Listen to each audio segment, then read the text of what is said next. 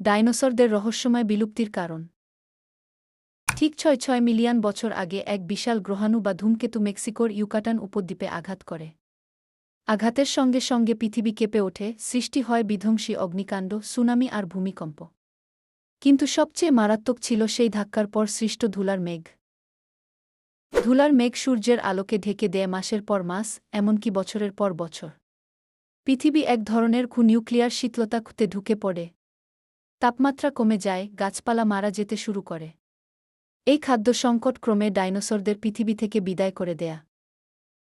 আজ বিজ্ঞানীরা ক্রেটার, পাথরের নমুনা আর ফসিল বিশ্লেষণ করে ডাইনোসরদের বিলুপ্তির এই তত্ত্ব নিয়ে প্রমাণ হাজির করেছেন। এই ঘটনাগুলো পৃথিবীর জীবনের জন্য এক নতুন অধ্যায়ের সূচনা করেছিল।